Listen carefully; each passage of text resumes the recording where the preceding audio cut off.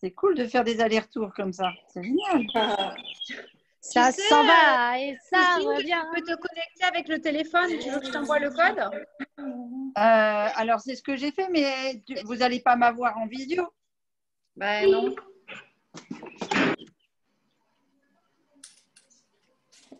Et tu peux pas partager ton téléphone avec ton ordi? La connexion de ton téléphone. C'est ce que j'avais fait. Tu partages la connexion de ton téléphone sur ton ordinateur et normalement, tu peux utiliser ton ordinateur. Ben oui, mais tu vois, ça marche pas bien. Ah zut. Ça marche pas bien. Bon, c'est pas grave. Hein. Est-ce que vous me voyez? Oui. On te voit. Est-ce que vous m'entendez?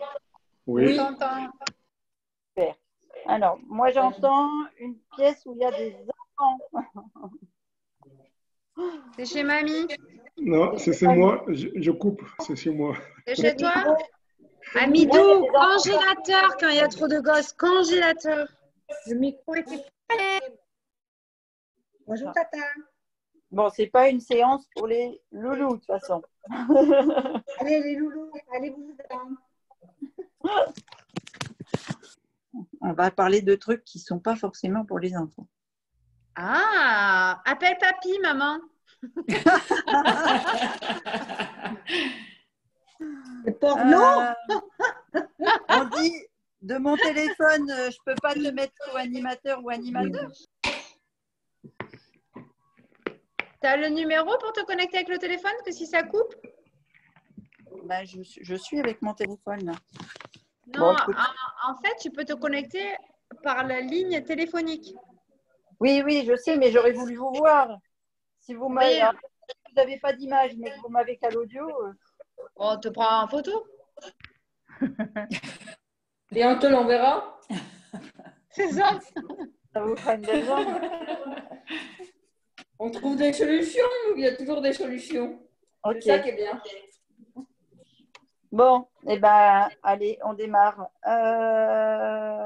On démarre. J'aime bien parce que, comment elle s'appelle Alors, on va couper tout le monde. Voilà. Et hop là. Voilà, comme ça, c'est cool. Au moins, si je parle et que vous ne m'entendez pas, je ne le saurai pas. Alors, c'est une vidéo où je voudrais beaucoup parler, en fait.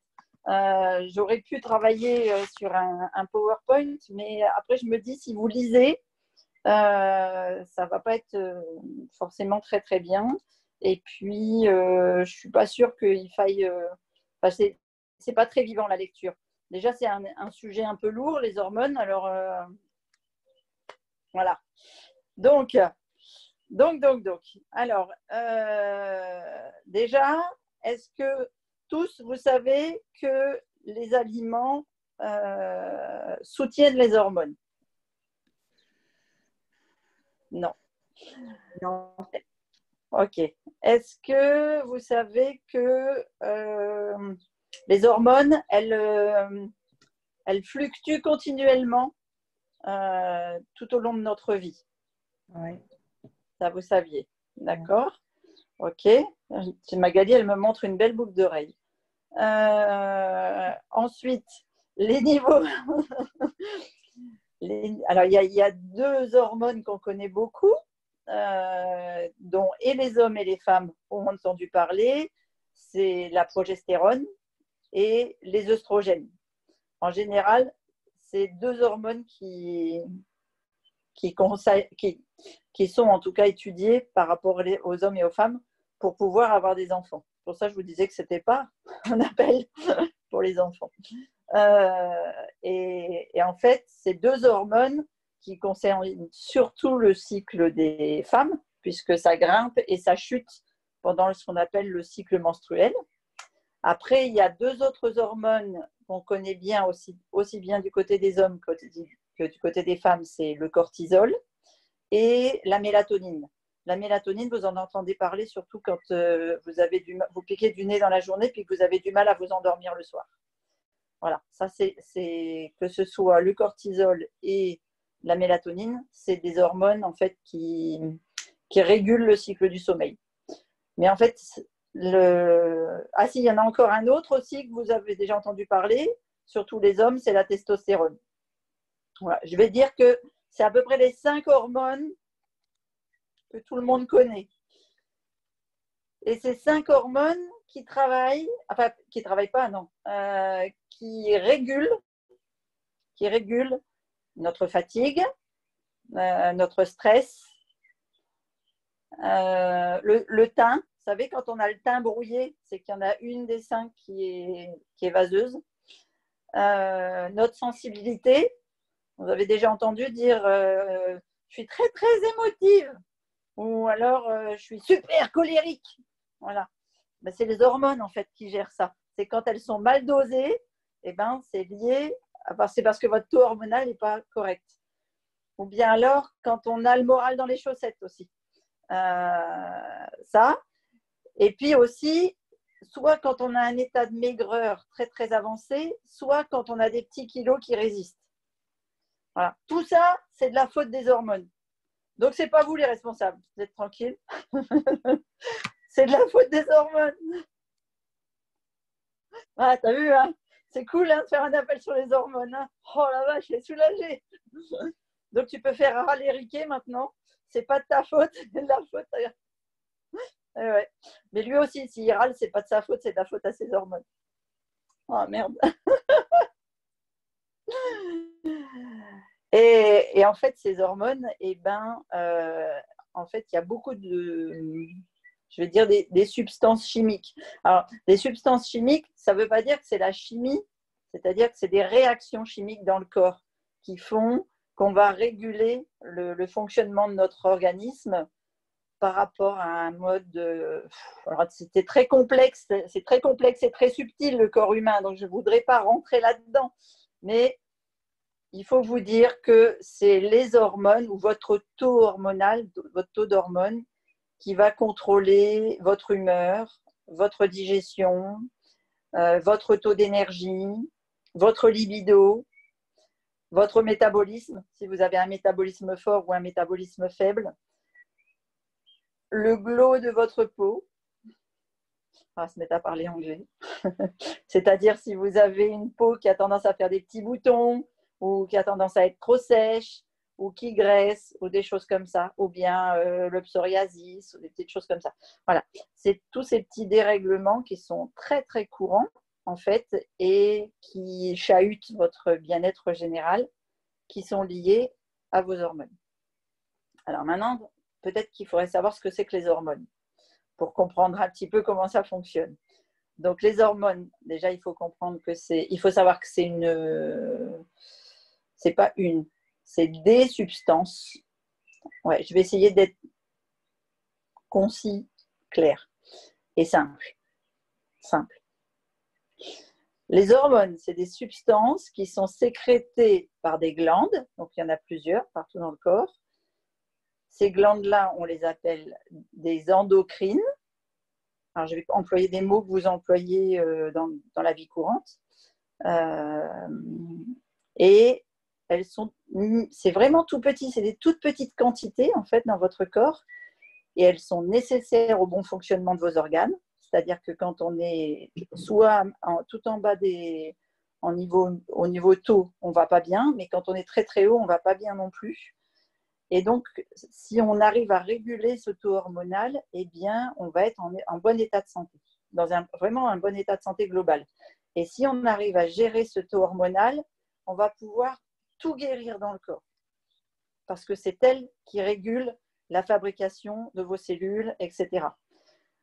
Donc, quand elles sont produites en trop petite quantité ou quand elles sont produites en trop grande quantité, eh ben, elles dérèglent tout votre système. Et c'est ça qui entraîne des sérieux problèmes. Et très souvent, en fait, on tombe malade ou bien on a ce que je vous ai dit tout à l'heure, fatigue, stress, etc. parce qu'on a déréglé notre taux hormonal.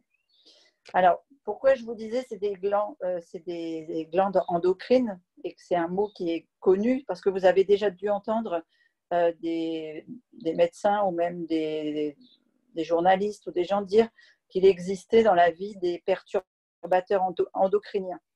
Donc, en fait, un perturbateur endocrinien, c'est Ah, coucou Sophie, je me disais aussi, c'est bizarre que tu ne sois pas là. Donc, les hormones, en fait, oui, donc je vous disais, toutes ces petites glandes-là, qu'on appelle les endocrines, et c'est pour ça qu'on appelle ça des perturbateurs endocriniens, ce qui vient embêter ces petites glandes. D'accord ? Alors, qu'est-ce qu'on appelle des perturbateurs endocriniens ? Déjà, toute substance, donc substance, c'est liquide ou solide, et aussi toutes les molécules, donc ça peut être du plastique, ça peut être des choses comme ça, qui altèrent, qui abîment le fonctionnement normal du corps humain, mais aussi du corps animalier. Par exemple, tu vois, si ta mimine, elle vieillit, c'est parce qu'elle doit avoir ces glandes qui produisent des oestrogènes qui fatiguent. Voilà, si elle avait un bon taux d'oestrogène, eh ben, elle aurait encore la patate. Voilà, quand on vieillit, eh ben, on a nos glandes endocrines qui fonctionnent de moins en moins bien. Sauf si on les booste avec de la bonne nutrition. C'est pour ça que même si j'ai plus de 50 ans, j'ai toujours la patate. Voilà, parce que je travaille à la régulation de mes glandes endocrines en mangeant. Donc, qu'est-ce qu'on appelle un perturbateur endocrinien ? Je vous disais, donc c'est toute substance ou toute molécule qui abîme le fonctionnement normal du corps humain. Donc, lorsque l'équilibre hormonal est perturbé, eh ben, ça va entraîner divers aspects, divers problèmes de santé. Donc, on connaît les plus courantes, les hormones sexuelles, donc progestérone, testostérone, œstrogène. Mais en fait, il y en a beaucoup et elles jouent des rôles dans plein de choses. On a vu tout à l'heure celles qui jouent sur le sommeil. On a aussi les hormones qui régulent l'humeur. On a aussi celles qui régulent la croissance. Écoute, c'est pour toi, Mimine, pour que tu aies la patate. Qui régule la circulation sanguine. Par exemple, quand on a des soucis de retour sanguin, de varices, etc., c'est parce qu'on a certaines hormones qui sont moins bien fabriquées. Le métabolisme, quand on a un métabolisme haut, qu'on brûle les graisses et qu'on peut manger 4000 calories sur une journée, même si on fait que 50 kilos, eh bien, c'est parce qu'on a un bon taux hormonal, d'accord, etc., etc. Donc, un perturbateur endocrinien, il va agir très, très lentement et c'est très vicieux, c'est très insidieux. Il faut que de très petites doses. Et en fait, si je veux le comparer à quelque chose de simple, je vais dire que ça agit comme un poison. C'est-à-dire que le perturbateur endocrinien, il va aller s'insinuer tout doucement comme un poison et vous allez vous empoisonner à long terme. Et c'est pour ça qu'on dit qu'une longue exposition à ces perturbateurs, c'est dangereux et que ça influence tout notre bon système hormonal. Alors, pourquoi est-ce que les scientifiques tirent la sonnette d'alarme sur ces perturbateurs endocriniens et est-ce qu'il faut vraiment en avoir peur ? Il y a beaucoup de scientifiques qui se sont penchés sur la question. Moi, je me réfère beaucoup aux analyses américaines parce qu'elles ont été faites sur vraiment un grand nombre de personnes. Et puis, je pense qu'il y a tellement de tests et de contre-tests que du coup, on peut s'en servir un petit peu comme base de référence. Parce qu'il y a vraiment énormément de monde qui s'est penché sur la question et des gens de laboratoire, donc avec, je dirais, une influence qu'il faut prendre en compte et des gens qui normalement sont assez neutres comme l'Organisation mondiale de la santé.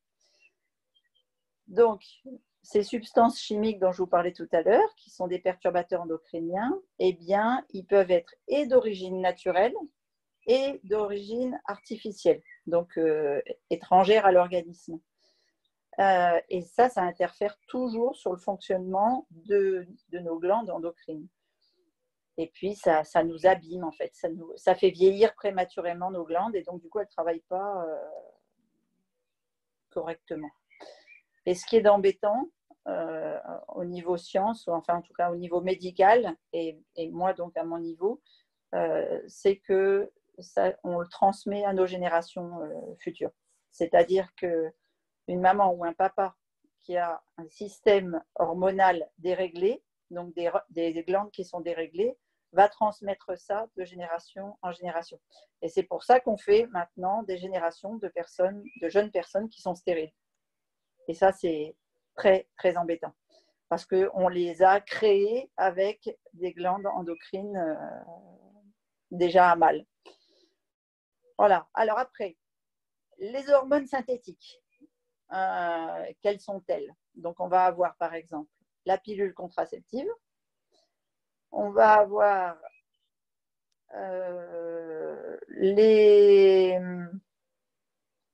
tout ce qui est les médicaments contre la stérilité. C'est-à-dire, par exemple, vous savez, les gens qui ne prennent pas la pilule, mais qui mettent des petites barrettes hormonales là, dans leurs bras, des choses comme ça. Les éponges qu'on peut placer aussi pour ne pas avoir d'enfants. Ou bien les traitements qu'on donne pour la ménopause. Ça, c'est ce qu'on appelle des hormones synthétiques, donc fabriquées en laboratoire. Après, il y a tout ce qui est substances chimiques. Donc, les insecticides qu'on voit partout. Quand vous utilisez votre bombe pour tuer les moustiques de la maison, c'est un insecticide. C'est un gros perturbateur endocrinien. Quand vous utilisez le plastique, tout ce qui est sac plastique, etc., ça contient des phtalates, ça contient du bisphénol A, et ça, c'est un gros perturbateur endocrinien. Tout ce qui est ce qu'on appelle les retardateurs de flamme. Vous savez, quand on met de la mousse là, sur les tuyaux ou les choses comme ça pour protéger du froid, etc., quand le tuyau chauffe à l'intérieur, ça dégage un gaz qui est un perturbateur endocrinien. Mais aussi certains matelas qui sont faits en mousse, certains canapés qui sont faits en mousse, certaines choses comme ça. Et comme on ne peut pas dire qu'on soit passé en mode de vie très active et qu'on est plus sur le canapé que dehors dans les jardins, forcément, on a fait des générations de bien imbibés. Voilà. Et puis après, tous les composés chimiques naturels qui sont présents dans certaines plantes. Comme tout ce qui est dans la mâche, dans le cresson,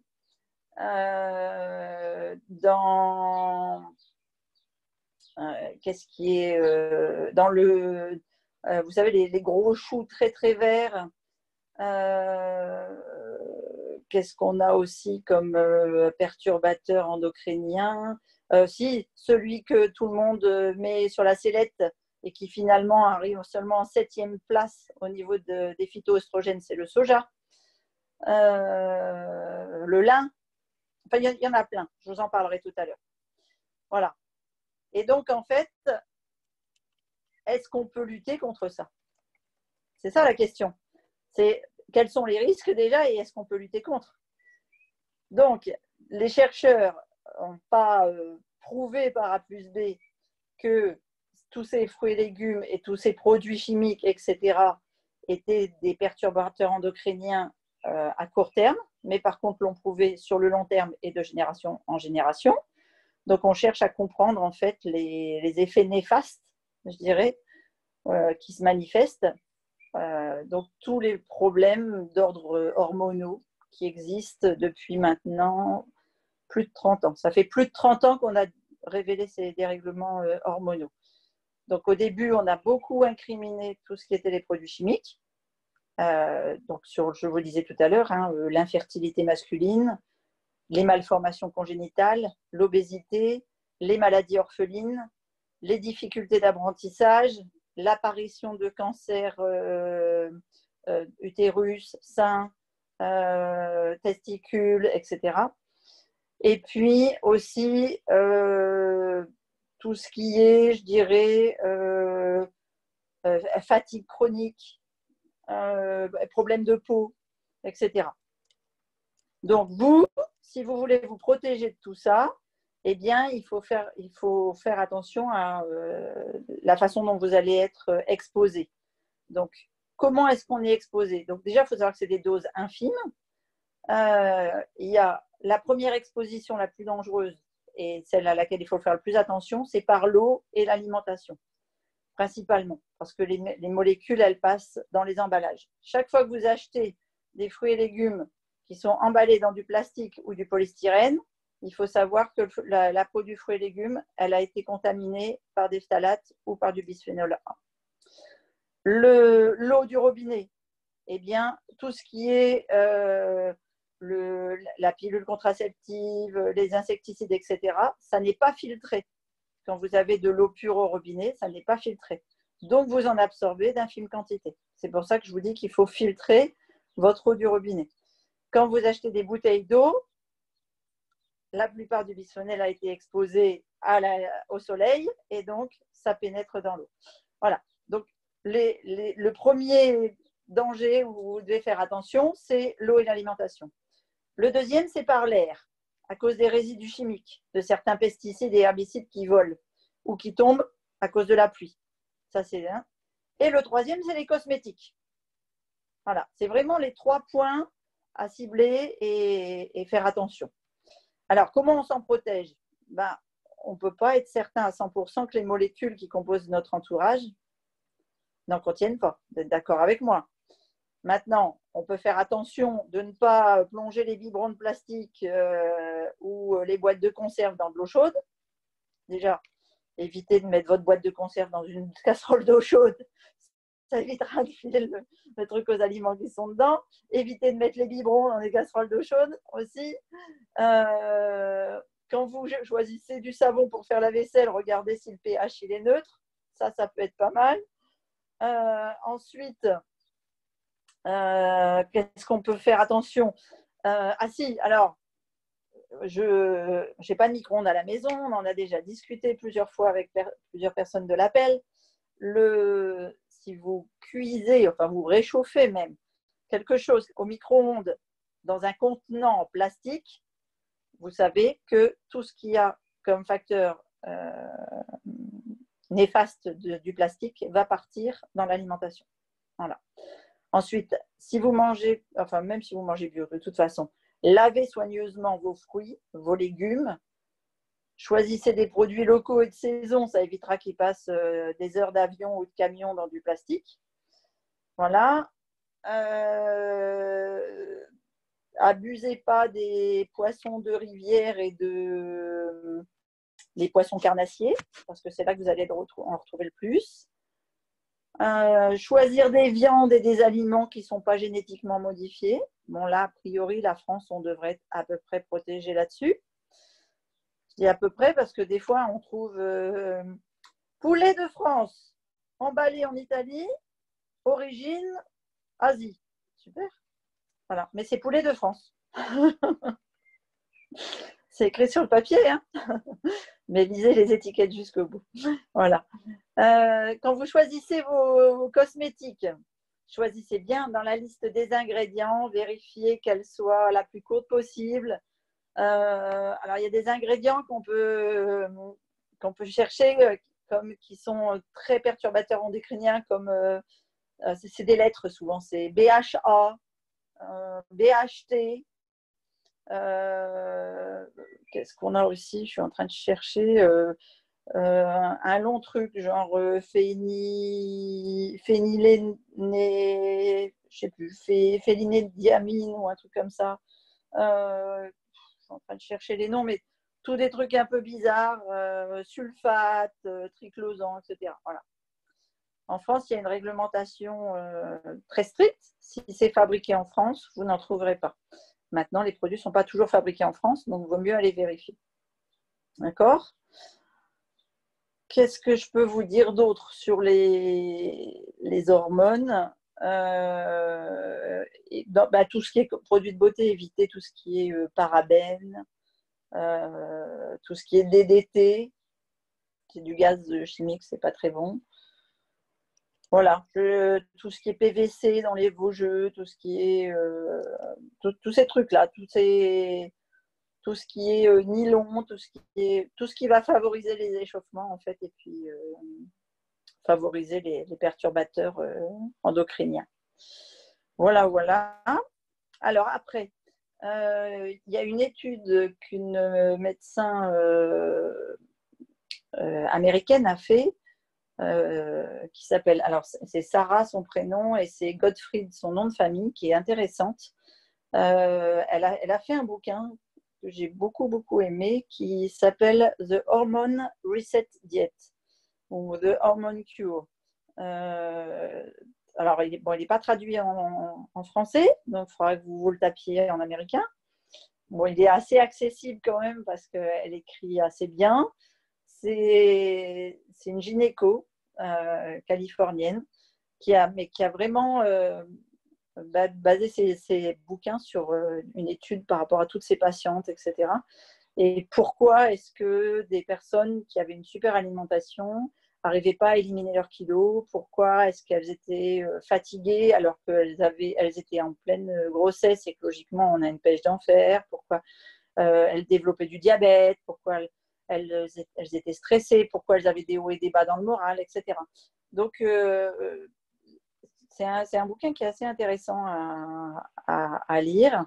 Elle a découvert qu'en fait, quand les gens ils avaient un taux d'hormones correct et stable, eh bien, la glycémie ne faisait pas yo-yo. Alors, oui, tiens, ça c'est aussi une hormone que vous connaissez, l'insuline.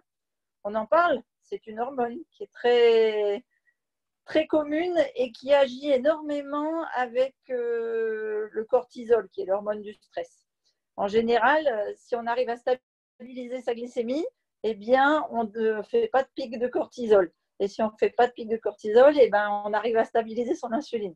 Donc, c'est un duo qui va bien quand on fait attention à son alimentation et qu'on équilibre normalement. Eh ben, on a nos hormones qui se régulent.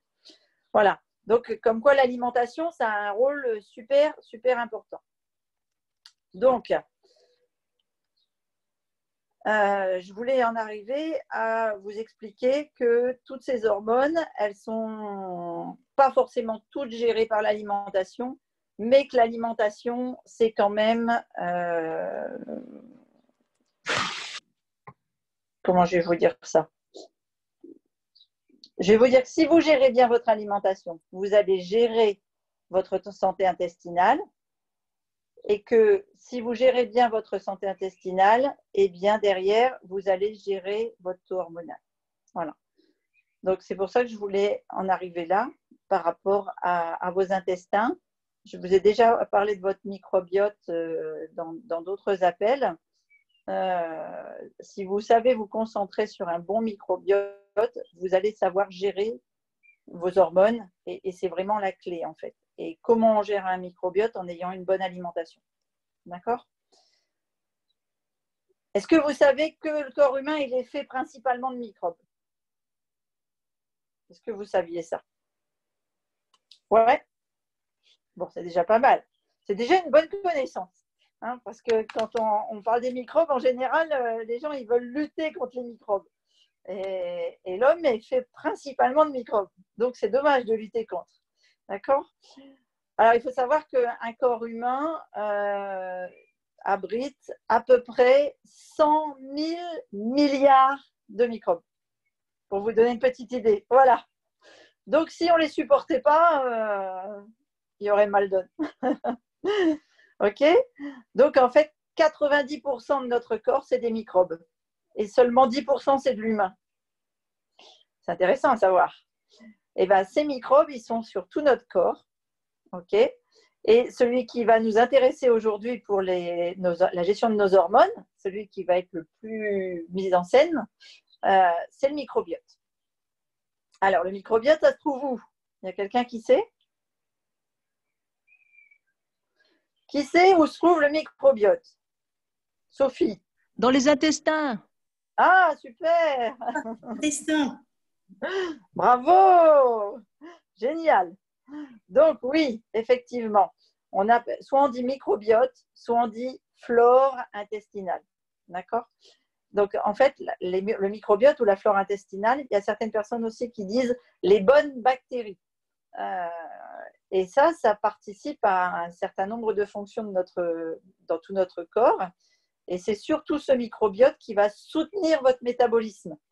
et qui va maintenir votre système immunitaire. C'est pour ça que c'est super important le microbiote. Donc, est-ce que vous savez que 70% de vos cellules immunitaires, elles se trouvent où? Elles se trouvent dans les intestins. Yes, bravo. Donc, comme les chercheurs savent que les bactéries intestinales jouent un rôle important au niveau de tout notre corps, eh bien, vous devez savoir que votre microbiote, c'est lui qui va gérer vos hormones. Donc, si vous avez un bon système digestif ou intestinal, vous allez avoir une bonne gestion de vos hormones. Donc, pour avoir une bonne gestion de vos intestins, il faut quoi? Il faut bien manger, parce que si on ne mange pas bien, qu'est-ce qui se passe? Soit on est constipé, soit on a la diarrhée, soit on est ballonné, soit on gonfle, soit… Enfin bref, c'est un cerveau qui ne marche pas très bien. Donc, ça veut dire que le microbiote, il ne va pas très bien. Donc, ça veut dire que les hormones, elles ne vont pas très bien. D'accord? Donc, on va travailler vraiment sur les microbes de nos intestins.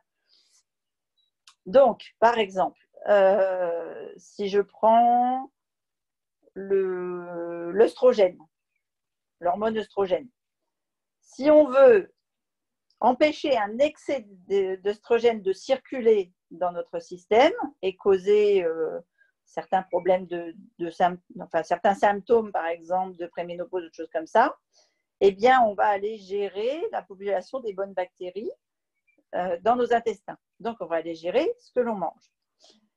Si vous mangez des bons aliments, vous allez créer un bon environnement intestinal, vos bonnes bactéries vont proliférer. Mais si votre alimentation comporte, alors attention, qu'est-ce qui élimine les bactéries? Le sucre raffiné, les viandes transformées ou trop cuites, le mauvais gras, alors que les bonnes bactéries, elles vont rapidement dominer leur cousine indésirable, on va dire ça comme ça. En fait, c'est ces cousines indésirables qui vont provoquer tous les symptômes désagréables et donc le déséquilibre hormonal. Donc, on va gérer l'alimentation pour qu'elle contribue au soutien de nos intestins et que du coup, elles vont stimuler nos bonnes hormones. D'accord? Donc, les solutions. La première, commencer par les prébiotiques ou probiotiques. Alors déjà, est-ce que c'est la même chose? Pré, pro. Voilà. Pré, ça veut dire avant. Pro, ça veut dire pour. D'accord? Biotique, c'est vivant. Si vous ne souffrez pas de déséquilibre hormonaux grave, mais vous cherchez juste à avoir un soutien de votre immunité, eh bien, on va d'abord commencer à nourrir les bonnes bactéries intestinales avec des probiotiques. D'accord? Si on a un gros souci intestinal, on va aller créer les bonnes bactéries, les aider à se développer et on va utiliser des prébiotiques.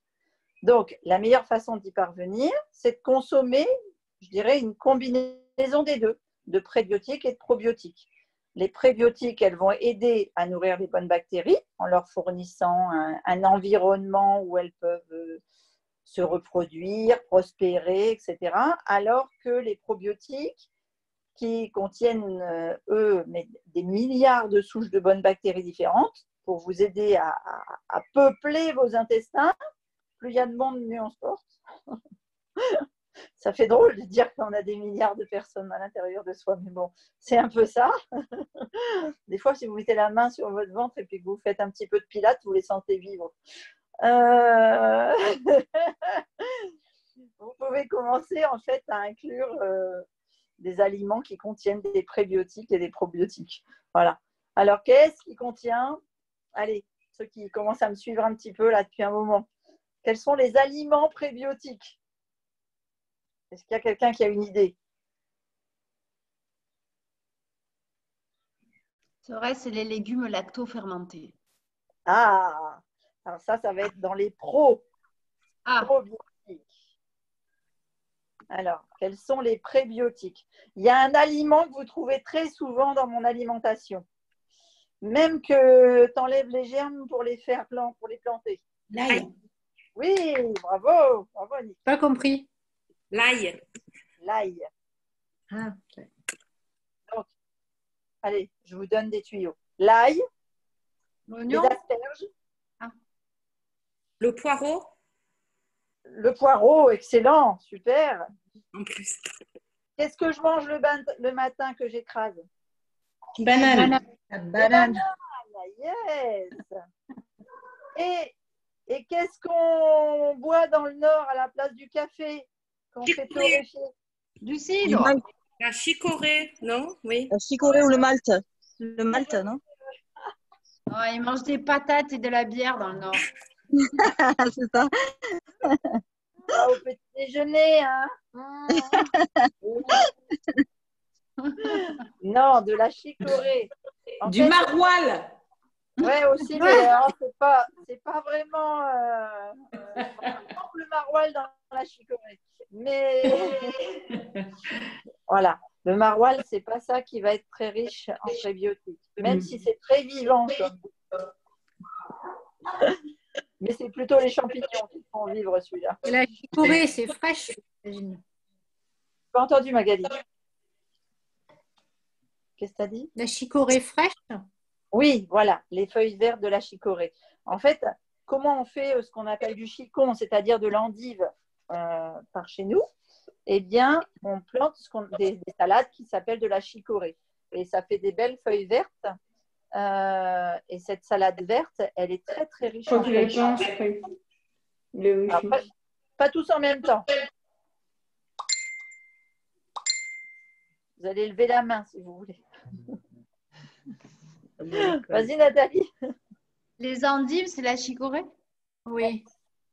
Donc, ça veut dire que j'ai des graines d'endives, je peux les planter sans pour autant les couvrir. Tout à fait. Alors, c'est particulier comme culture, le chicon. Hein. En fait, tu plantes la graine. Tu as une salade qui sort, des feuilles vertes, c'est la chicorée. Cette feuille verte, elle se coupe soit comme tu ferais une salade verte, par exemple. Tu vois, tu vas couper des lamelles pour la mettre dans ta salade. Ça va donner un petit peu d'amertume. Tu peux aussi la torréfier et tu vas en faire la chicorée pour faire comme le café. On faisait ça quand on faisait pendant la guerre. C'est ce qui a créé la chicorée, le roux, c'est ça. Et tu peux aussi la conserver en lactofermentation si tu veux. Et après, tu peux aussi ne pas la manger. Il y en a, ils la coupent et la donnent que aux poules et aux lapins. Et la racine, en fait, quand cette salade elle est morte, on arrache les racines et on les met ensemble. Alors, donc, soit dans un seau, soit aujourd'hui, c'est des grands hangars en fait et c'est dans la mousse. Mais sinon, l'endive de pleine terre, eh bien, tu fais un trou, tu mets toutes tes racines de chicon ensemble, tu couvres avec un seau et tu vas avoir un tronc d'endive blanche qui va sortir. Ah, ok. Voilà, à l'automne. Tu ne mets pas dans la terre. Comment? Quand tu les enfermes, tu ne mets pas dans la terre les racines. Hein. Si, tu fais un trou, tu les mets toutes ensemble pour qu'elles soient serrées et donc tu les mets un trou dans la terre. Donc elles sont couvertes de terre et après elles vont sortir, mais il faut les couvrir d'un seau pour qu'elles soient dans le noir ou d'un tunnel. Mais pourquoi on ne les laisse pas dans le champ? Parce que sinon ça fait des feuilles vertes. L'endive, elle est On blanche. met des seaux avec des cailloux. Oui, moi je fais ça dans mon potager. Je les mets toutes ensemble. Alors, si tu veux qu'elles fassent des feuilles bien serrées, il faut mettre une dizaine de racines ensemble. Ok. Voilà. Voilà. Je vais en faire. Voilà, t'as appris. Et si on mange les graines germées de chicorée, ça apporte des prébiotiques ou pas? Oui, un petit peu, oui. Oui, tout à fait. Oui, tout à fait. Oui. À partir du moment où tu les laisses pousser en filament et que ça commence à avoir deux feuilles, ouais. D'accord. Ok. Je vais essayer. J'en ai. Voilà. Donc, vous voyez, l'ail, l'asperge, les bananes, le poireau, la chicorée, c'est des trucs qu'on peut trouver facilement au supermarché local. Hein. Et puis, on les met dans nos recettes. L'asperge, oui, les asperges, oui, les blanches. Ça se mange cru, l'asperge? Moi, je l'aime bien cru. Je vous avais fait une recette il n'y a pas longtemps. Ouais, ça Pourquoi t'avait- tu rigoles? Mais tu poses la question à Christine, elle mange tout cru. Moi, j'ai des grosses asperges vertes. Je suis pas sûre que cru, ce soit bon. Eh bien, C'est moi, tout. le tronc, je le coupe en fines lamelles, tu sais, en tout petits tronçons. Là, ça fait comme des petits. Oui, comme si je coupais des petits tronçons. Et je laisse mariner dans un petit peu de sauce soja ou de tamari, ou bien de crème de xérès, pour pouvoir les manger. Et après, je les associe avec n'importe quelle crudité. C'est super. Ça fait une lactofermentation assez sympathique. Par contre, Et les voilà. têtes d'asperges, tu peux les manger crues. Ouais, moi, je les mange comme ça. Ouais. Mm. Quand j'en ai dans le jardin, je les arrache, je croque la tête et je mets que la racine dans le pot. Ouais, bravo. Et les gosses, ils mangent quoi après? Ben, les racines. Ils avaient qu'à aller ramasser les asperges. Attends. Ouais. Voilà, exactement. Non, mais sérieux. Bon, et sinon, donc, tu avais raison, Nathalie, de dire que les aliments fermentés, lactofermentés, sont riches, mais cette fois en probiotiques. Donc, le kimchi, la choucroute, le chou rouge, les pickles, là, je ne sais plus comment on dit ça, là. Voilà. Et Les ça, jus c'est aussi, tout ce qui est lacto-fermenté? Ouais, tout ce qui est lactofermenté. Ouais, ça, c'est source de probiotiques. Hein. D'accord? OK? Et un petit truc en passant, tous les produits probiotiques sont excellents pour le ventre plat. D'accord? Un des bienfaits des aliments lactofermentés, c'est d'avoir un ventre plat. Après, quand on souffre, souffrir est un mot un peu trop puissant à mon avis, mais quand on a un faible taux d'œstrogène, eh bien, il faut manger plus de graines. Toutes les graines germées, donc pas seulement les graines de soja, toutes les graines de feuillus verts sont riches en œstrogène, en phytoœstrogène. Tous les légumes très verts. Donc, tout à l'heure, je vous parlais des crucifères, mais pas seulement. Toutes les salades très vertes, par exemple, dans les haricots verts, il y a plus de phytoœstrogènes dans les haricots verts que dans le soja. Alors, ça me fait rire quand les gens viennent me dire, mais le soja, j'ai eu un cancer du sein, alors j'ai plus le droit de manger du soja. Ah oui? Tu te prives de salade, tu te prives de haricots verts, tu te prives de choux, tu te prives de… Non, mais moi, mon médecin, il m'a dit soja. D'accord. Pourquoi? Voilà. Alors, je répondrai à vos questions après. L'œstrogène, c'est une hormone super importante pour les femmes. Il ne faut pas lutter contre. Elle aide le cycle menstruel. Elle stimule la production de collagène. Qu'est-ce que c'est le collagène? Quand on en manque, voilà, on est toutes ridées quand on en manque. Donc, vive les oestrogènes. OK? Vieillir, oui, mais jeune. Rajeunir. Voilà, exactement. On fera ça la semaine prochaine.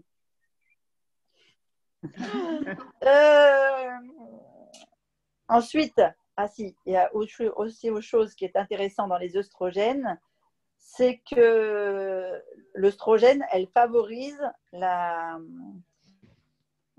comment je peux expliquer ça? Elle est dans la protéine qui structure prendre de l'âge sans vieillir. C'est tout à fait ça, Didier. C'est le beau gosse de l'appel, c'est pour ça qu'il sait. Vous ne savez pas, mais il a 90 ans. Ah, d'accord. Il y a une protéine de structure essentielle pour quand on a une peau saine et d'apparence jeune, et elle est dans l'œstrogène. C'est pour ça que ce n'est pas seulement l'hormone des femmes, c'est l'hormone des gens en général. D'accord? Quand on a un teint jeune, c'est parce qu'on a un bon taux d'œstrogène.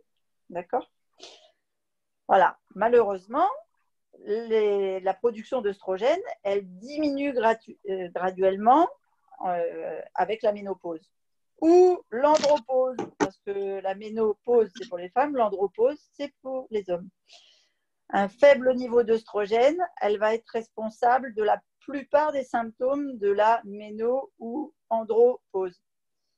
Donc, il faut savoir que les bouffées de chaleur, ce n'est pas seulement chez les femmes. Vous avez des hommes qui se réveillent à 50 ans, leur lit il est trempé. Et on dit « Oh, mais c'est parce que tu me tiens chaud ». Les sautes d'humeur,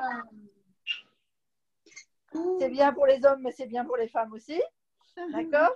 Et c'est lié au yo-yo des oestrogènes.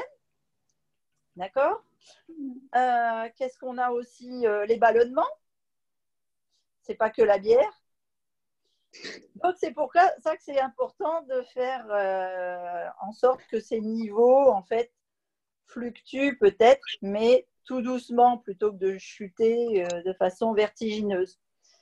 Alors, moi, je vais vous donner des noms d'ingrédients qui vous permettent de maintenir les glandes qui fabriquent vos œstrogènes.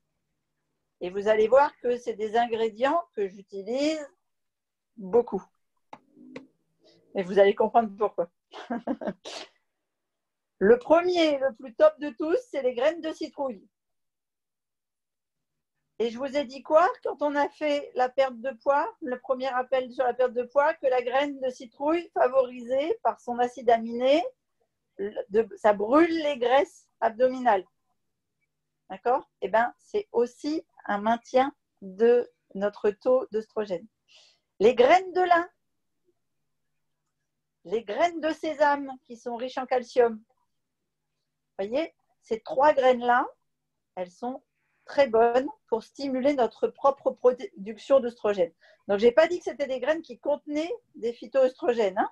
J'ai dit que c'était des graines qui faisaient travailler nos propres glandes pour notre propre fabrication d'œstrogène. Et les graines de soja crues. D'accord? Les graines de lin, tu as dit qu'il fallait les mixer, c'est ça, pour les consommer? Voilà. Alors, pourquoi tu mixes la graine de lin? Parce que d'abord, la carapace, elle est tellement dure que si tu les avales comme ça, tu vas aux toilettes comme ça. Voilà, elles ne font que passer. Elles font « Coucou, c'était moi !» Voilà, elles font un petit coup de brosse à dents, mais c'est tout. Alors que si tu les broies, eh ben, tu vas prendre tous les oméga 3 qu'il y a dedans. Et les oméga 3, c'est bon pour la bonne humeur, donc c'est mieux de les moudre. OK? Donc, les graines. Les graines de courge, quand on les récupère, on est obligé de leur enlever la peau. On ne peut pas manger la peau. Bah, c'est pas terrible quand même hein, avec la coque, là. C'est dur. Hein. Et si on le mixe? Ouais, tu peux essayer. De toute façon, c'est de la fibre, hein, donc c'est pas nocif. C'est dur, quoi, c'est tout. Ok, d'accord. Et quand tu parles de toutes ces graines-là, c'est germé ou nature? Non, même comme ça, séché. D'accord. Donc forcément, quand tu les fais germer, qu'est-ce qui se passe, Magali? Il y a plus de protéines. Il y a plus de protéines et puis ça prend minimum 30% de plus en minéraux, en oligo-éléments, en vitamines. C'est moins gras aussi. J'ai remarqué que la graine de tournesol, pétard, ça change complètement son goût. Hein. C'est vraiment. Ah oui, au niveau du goût, ouais, je suis d'accord. Ah, c'est trop bon la graine de tournesol germée. Je vais les manger que comme ça. Et moi, j'en fais de l'houmous et c'est super bon. Ah ouais. Un houmous de graines de tournesol germées, c'est. Bon, vous allez me donner faim, vous avez fini les filles. Bon, toi, t'as pas dû goûter, toi, c'est pas possible. En plus, ça germe vite. Franchement, c'est trop bien la graine de tournesol. Ouais. Bon, je vais en une nuit déjà, elle a multiplié par 220% son taux de protéines. En une nuit? Ouais. Le matin, en fait, tu les fais tremper dans l'eau le soir et tu les récupères le lendemain matin, tu fais ton smoothie avec et tu enrichis. Voilà, tu peux déjà les manger, carrément. Ah, je vais faire ça ce soir. Voilà, oui, c'est mieux. Pour demain matin, c'est mieux ce soir. D'accord. Ok. Et quand tu parles du soja cru, c'est le haricot mango? Ouais. Enfin, même le soja blanc, tu peux faire germer ton soja, des graines de soja, des vraies graines de soja. Ah oui, d'accord. Tu sais, quand je fais mon lait de soja, oui, mais ça, faut le cuire, t'as dit. Oui, bah, surtout que alors c'est justement parce que quand tu fais, soit tu le fais cuire, soit tu le fais fermenter. D'accord. D'accord. Et c'est justement parce que dedans, il y a des phytoœstrogènes. Donc, c'est pareil pour le chou, les haricots verts, la mâche, le cresson, etc. Si tu veux faire chuter le taux de phytoœstrogènes, il faut les faire cuire. D'accord. Et tu parles des graines de mâche, chou et cresson ou des feuilles? Non, des aliments. Des feuilles de du graines. Chou vert, du cresson. Oui, on ne parle pas des graines de chou, de mâche et de cresson. On parle de la plante. Oui, non, on parle de la plante. On parle de la plante. D'accord. Oui. Voilà. Alors, je ne vais pas m'étendre sur les graines de lin, courge, etc. Mais on a vu que c'était riche en plein de choses. Mm-hmm. Qu'est-ce que je peux vous donner d'autre comme… si, je voulais vous parler de… Ah, il y a quelqu'un qui fait écho. Non, je ne sais pas s'il y a quelqu'un qui a un micro. Vous m'entendez en écho aussi ou j'entends ma voix qui revient? Moi, je Oui, on t'entends t'entendait en écho, mais ça y est. Ok, super. D'accord. Il y a des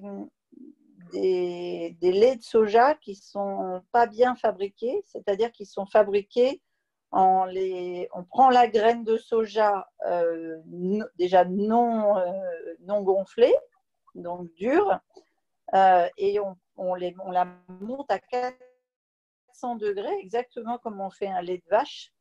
Et du coup, ça bloque le phytoœstrogène à l'intérieur du lait. C'est pour ça que quand les médecins, enfin surtout les cancérologues, les oncologues, quand ils suivent quelqu'un pour un cancer du sein ou un cancer de l'utérus, ils disent surtout ne mangez pas de soja. Mais ce n'est pas le soja en lui-même, c'est le lait de soja industriel. Parce que comme le lait de vache stérilisé ou pasteurisé, eh bien, en fait, ils prennent la graine et la montent à 400 degrés pour fabriquer le lait. Bon, maintenant, ils mettent tellement peu dans beaucoup d'eau que c'est très faible quand même, quantité de phytoœstrogènes, contrairement aux hormones de vache, de croissance de vache. C'est quoi leur intérêt de faire ça? Alors, ça va vite. En 1 minute, tu montes à 400 degrés, tu fais 100 litres de lait. Ah. C'est la rentabilité. Hein. Ok. C'est la rentabilité. Moi, quand je fais 1 litre de lait de soja, je prends 100 grammes de soja, je le fais germer pendant à peu près 5 jours. Une fois qu'il a germé pendant 5 jours, j'en fais mon lait, je le filtre et je le monte tout doucement à 60 degrés sur 20 minutes. Alors, ce n'est pas du tout le même processus. On est obligé de le faire cuire? Le lait de soja, oui. Sinon, ça te donne un goût amer. C'est pas… C'est pour ça qu'ils mettent du sucre dedans. Ouais. D'ailleurs, si tu ne fais pas ton lait de soja traditionnellement comme feraient les Asiatiques, sur la langue, c'est râpeux. D'ailleurs, il y a beaucoup de gens qui disent « Oh, le lait de soja, c'est pas bon. » Oh. Peut-être que… Alors… Ouais. Il est pas digeste aussi quand il est cuit à température comme ça, à 400 degrés. C'est les crèmes de soja qu'on achète. Enfin, moi, j'achète des crèmes de soja et Ricky, il ne digère pas du tout. Mais c'est peut-être parce que c'est monté à haute température. Ouais, ça fait comme un produit laitier pasteurisé. Et puis, surtout, il y a la coque, enfin, pas la coque, l'enveloppe de cellulose sur la graine de soja c'est comme quand tu achètes des pois chiches en bocaux. Après, tu as des gâteaux et que l'amidon est coincé de cellulose. On n'a pas bien On m'a compris. T'as pas bien compris. Non, Ils ça ont pas a été trempés. L'émission, on t'entend mal en fait. On a compris un mot Ah. sur deux. Ils sont moins digestes parce qu'ils n'ont pas été trempés. Oui, Parce qu'il y a donc l'enveloppe. la cellulose qui se trouve autour de l'enveloppe, en fait. Tu sais, quand tu fais cuire, quand tu prends tes graines et ou tes pois chiches, etc., il y a une petite pellicule au-dessus, il y a une petite peau. Oui, oui. Tu as déjà vu ça? Oui, Voilà, oui. ça s'appelle de la cellulose. Et ça, c'est antinutriments. Et ça fermente. Voilà. Et ça fermente dans tes intestins. C'est ce qui fait que tu dis que tu le digères bien ou pas bien. Parce que ça emprisonne l'amidon de la graine à l'intérieur. Et donc après, ça fermente au niveau de tes intestins. Ok. C'est tout bon? Ok, donc le soja, quand tu veux le manger comme ça, comme tu fais le riz par exemple, il faut le faire tremper si tu ne le manges pas germé. Ah oui, oui, tout à fait. Moi, je fais toujours tremper. Oui. Moi, je le mange que germé. C'est trop, trop bon, franchement. J'ai découvert quelque chose. Moi, je n'aimais pas le soja avant. Ah, c'est dingue, ça. Ouais. Je vais vous parler aussi de... quand on parle des hormones, très souvent arrive la question des problèmes de thyroïde. Vous devez avoir dans les gens autour de vous des personnes qui ont des soucis de thyroïde. La thyroïde, c'est une glande. Moi, j'ai des problèmes de thyroïde, Christine. C'est qui? Je n'ai pas entendu. Brigitte. Ah oui, Brigitte, oui, tu m'avais dit, oui, tout à fait. Donc, la thyroïde, c'est une glande là, qui se trouve là devant, qui ressemble à un joli papillon.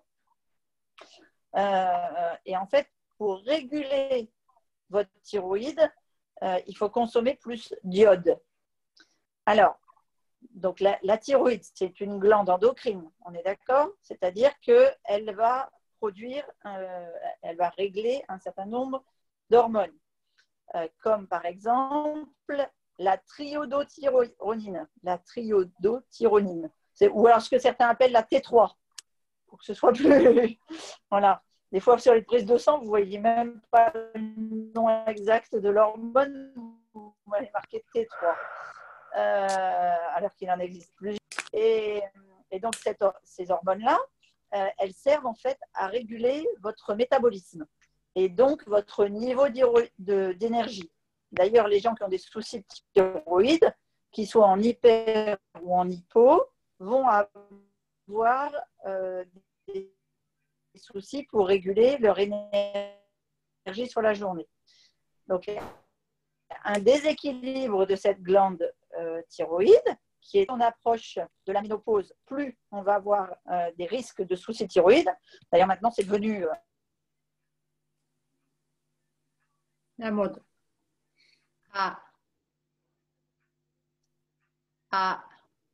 On t'a perdu, Christine. Oui, je crois qu'on a perdu Christine. On n'entend plus. C'est ça. Elle va bien revenir. C'est la copine à Clo-Clo. Appelez Jacques Pradel. On a perdu Christine. On va lancer un avis de recherche. Perdu de vue. Je suis revenue. Elle est revenue. Super. Donc, je vous disais que les médecins, dès qu'on dépasse les 50 ans, si on dit qu'on est fatigué, ils nous font faire des prises de sang et ils nous font contrôler notre thyroïde. Parce que c'est devenu l'espèce de symptôme à la mode.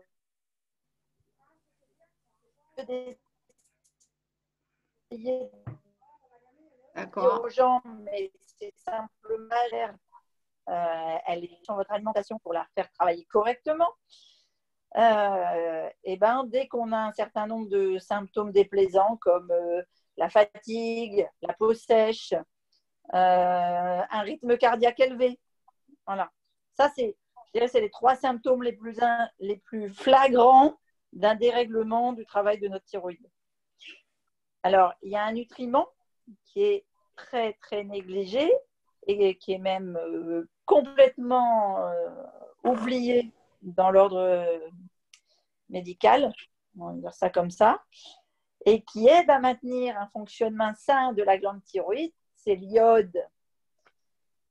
Alors, pour savoir si on est carencé en iode, il faudrait que je fasse un appel rien que pour ça. Mais sinon,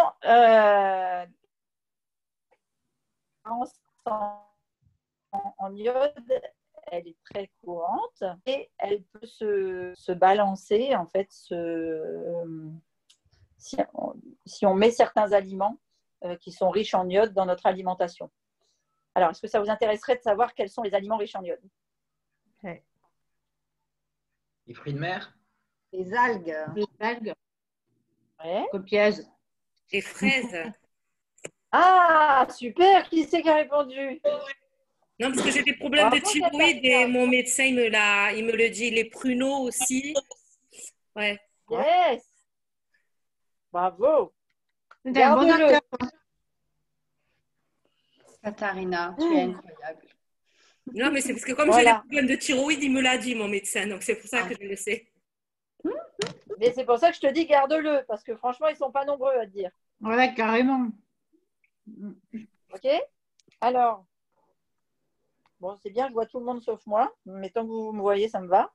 Donc, les fraises, les pruneaux, le jus de canneberge, parce que les canneberges pures, c'est costaud à avaler. Mais déjà, rien que le jus de canneberge. C'est pas bon. Le jus de pommes de terre ou les pommes de terre nouvelles. Alors, en fait, c'est parce que avec le sélénium dans la peau des pommes de terre bio ou dans les pommes de terre nouvelles, vous avez de l'iode. Et sinon, vous aviez raison pour les algues. Et les deux espèces d'algues les plus riches en iode, c'est le varech et le wakame. Voilà, ça c'est vraiment au top du top.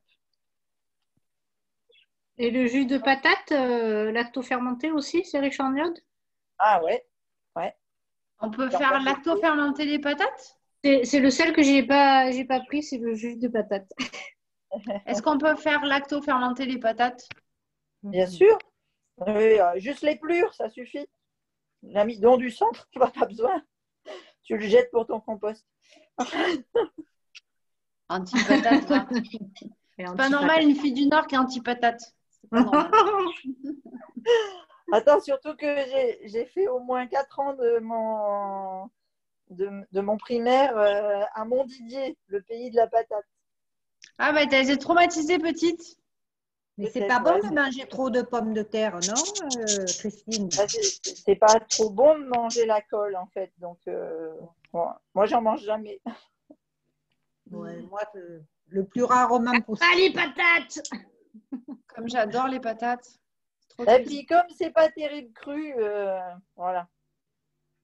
Si, la pomme de terre, la patate douce. Je mange la patate douce. Mais la pomme de terre crue, ça se mange. Mais c'est parce que c'est pas bon. Mais l'amidon, il est mauvais quand c'est cru. L'amidon, c'est de la colle, en fait. Hein, donc, pour le corps, c'est pas terrible. Et cru, c'est pas bon non plus. Non. Bah non, l'amidon cuit ou cru, c'est pas bon.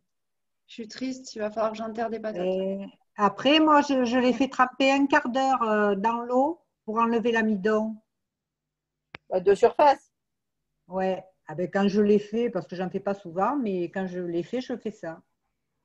J'ai remarqué que pour les intestins, c'était beaucoup mieux.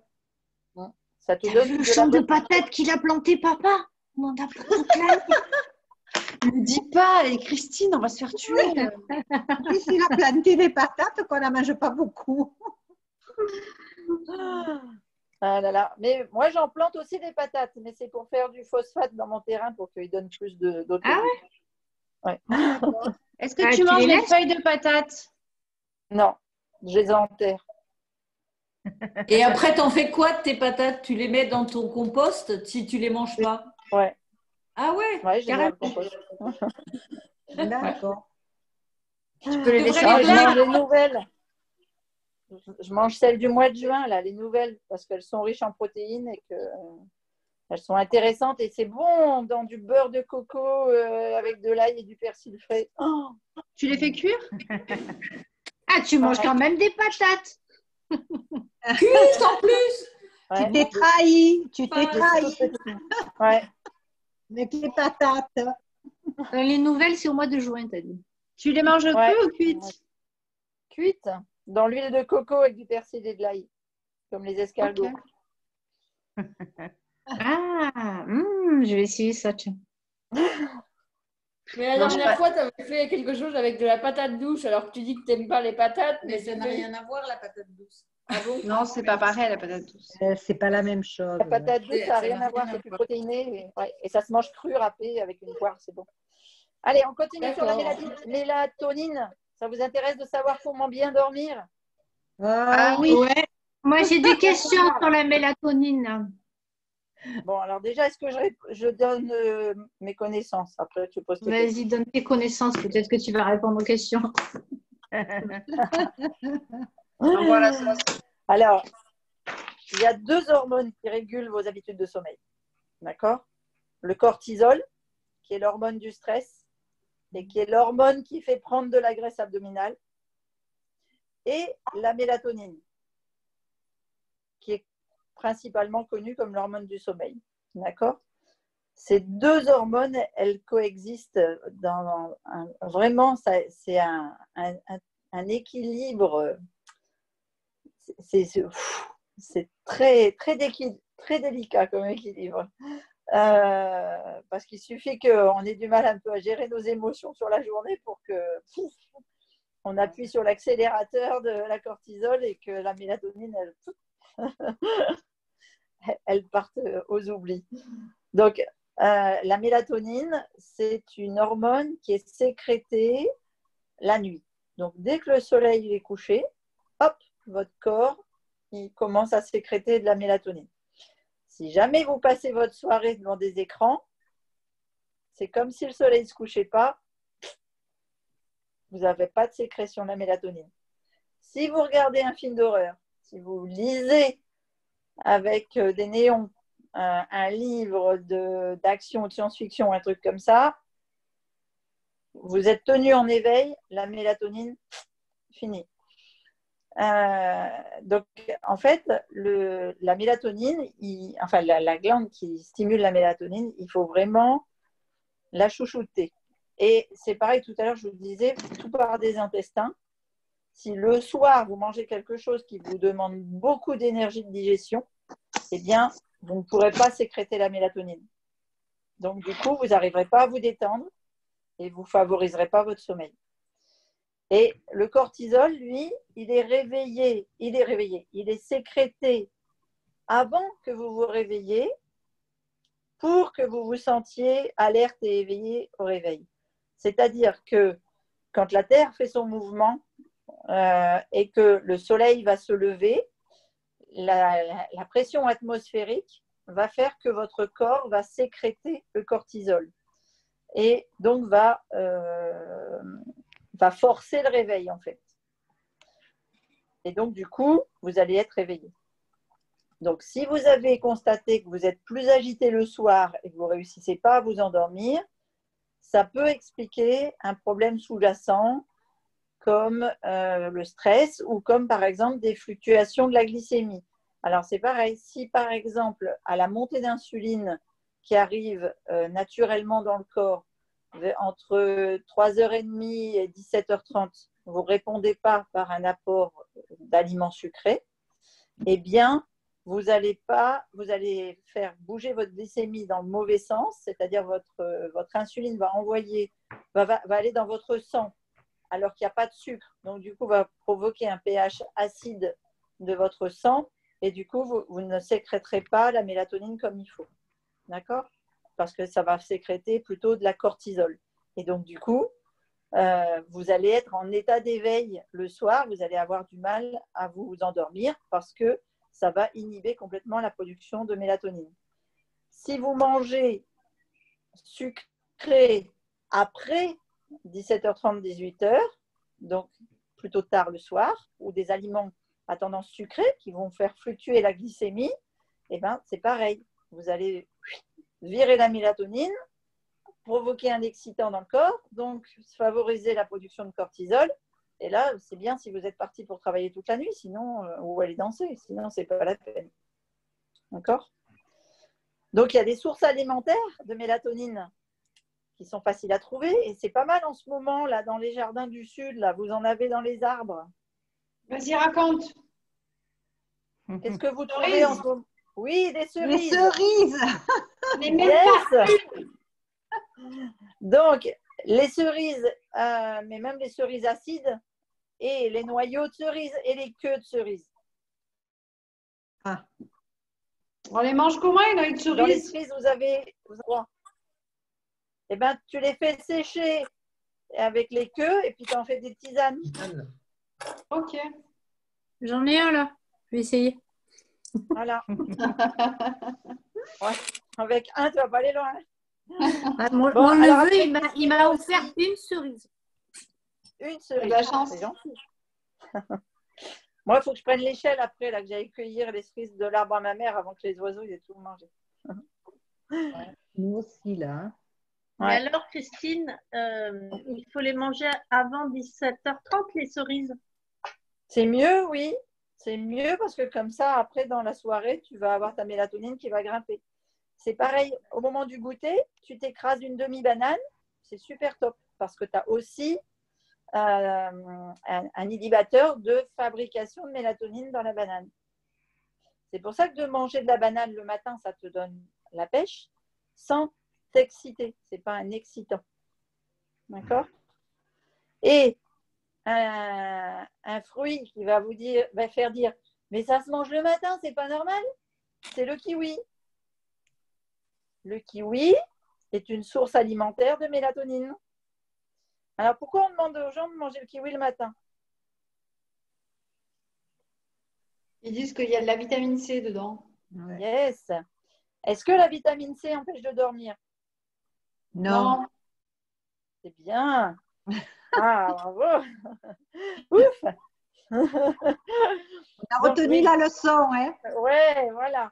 Dans la vitamine C, la vitamine C n'est pas un excitant, d'accord? Elle favorise la fixation du calcium, elle favorise la fixation d'énormément de minéraux, mais elle n'est pas un excitant.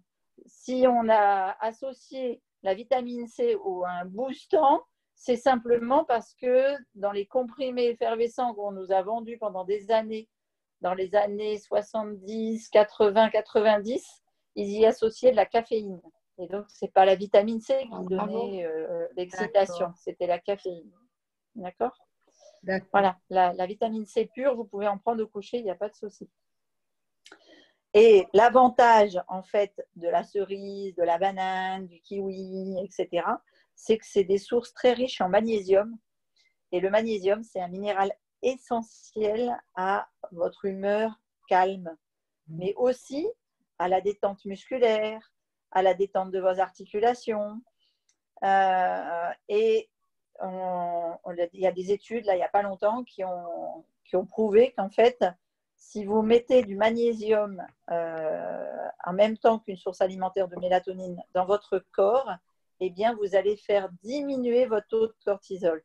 Donc, si par exemple, vous avez quelqu'un qui est très, très stressé, très angoissé par un examen ou par une mauvaise nouvelle ou par des choses comme ça, vous faites manger un kiwi ou une demi-banane écrasée ou bien des cerises, ça va l'apaiser complètement. D'accord? Grâce au magnésium. Et le magnésium, eh bien, il est contenu, par exemple, dans tous les légumes à feuilles vertes, donc les bananes, je vous ai dit, mais aussi, par exemple, dans les avocats. Et vous en avez aussi dans les graines de citrouille. Ah, ben je vais toutes les garder cette année. Voilà, super. J'ai fait le suivi de 2 personnes aujourd'hui. Il a planté 150 pieds de citrouille. Et vous savez quoi? Il n'aime pas la citrouille. J'étais écrasée. Il m'a dit, t'aimes bien la citrouille? Oh ben cette année, je vais t'en donner alors parce que j'ai planté 150 pieds. J'ai fait un peu la même chose avec les courges de Nice. Oh, t'aimes pas la courge de Nice? En fait, je la mange l'été en courgettes et après, je donne les courges. Parce qu'il y a que moi qui en mange des fois et ici, ils n'aiment pas. Parce que tu n'as jamais essayé cru, râpé, avec des baies de Aïe. goji et des Ah morceaux de ouais. banane. Ah ouais, j'aime pas la banane. Mais ouais, je vais essayer râpé en salade. Et bien avec de la mangue, ou de l'orange. Ah oui, râpé cru avec du jus d'orange et des baies de goji, c'est super bon. Tu parles de la courge? Ouais, la Tu courge parles de de la Cannes. courge? Moi, c'est la courge de Nice, hein. Ouais. J'avais mis des C'est pieds pareil, de hein. côté, mais là, ils commencent à être fatigués pour Brigitte et Magali. Je sais pas si vous Ah. allez les récupérer. Ok. Vous me donnez faim là. Ouais, t'as raison, Sophie, moi aussi. Hein, je suis en train de me dire, miel. D'habitude, je mange à cette heure-là. Là, il est tard. Hein, on a fait un appel trop long. Hein. Alors, trop d'hormones, c'est par exemple quand vous mangez trop de produits laitiers. C'est des produits qui font polémique. Ouais, peut-être. Les produits laitiers, ça fait polémique parce que, en fait, autrefois, le lait de vache ou le lait de chèvre ou le lait de brebis, quand il était trait comme ça, là, et puis qu'on le mangeait, qu'on le faisait juste bouillir sur le feu pour les bactéries et puis qu'on le prenait, il était très bon et très sain. Seulement aujourd'hui, nos bêtes, elles sont piquées à longueur d'année, elles sont bourrées d'hormones et d'antibiotiques pour essayer que le lait ce ne soit pas du pu ambulant. Donc le lait de vache aujourd'hui, c'est une horreur. Enfin, mais même les laits de brebis et les laits de chèvre, malheureusement. Et puis aussi, on ne buvait pas du lait de vache comme on boit aujourd'hui des quantités industrielles. Entre les 3 yaourts qu'on vous préconise, les 2 morceaux de fromage et le quart de litre de lait, vous arrivez à des hormones de vache, un taux d'hormones de vache absolument monumental. On se demande pourquoi on a des enfants qui sont plus grands que la norme et plus costauds, mais c'est normal. Vous savez, un animal comme la vache, ça prend 400 kilos en 9 mois. Voilà. Les êtres humains ne sont pas vraiment faits pour prendre 400 kilos en 9 mois. Une brebis, ça passe à 150 kilos. On n'est pas fait non plus pour prendre 150 kilos. Voilà. Donc, il faut faire attention, même si on dit qu'il faut manger des produits laitiers pour avoir du calcium, et que c'est vrai que dans le lait de vache, il y a du calcium, il faut savoir que la transformation que les industriels en font que c'est un aliment très acidifiant, même pendant les 9 mois de grossesse. Et si vous prenez un aliment qui est riche en calcium, mais qui est acidifiant pour le sang, eh bien, il va falloir à votre corps aller chercher un alcanisant, donc c'est-à-dire le calcium des os, pour pouvoir assimiler le produit laitier que vous êtes en train de manger. Donc, je ne vois pas l'intérêt. On ne mange pas un produit avec du calcium qui a besoin d'aller chercher le calcium de nos os pour pouvoir l'assimiler. C'est une incohérence totale.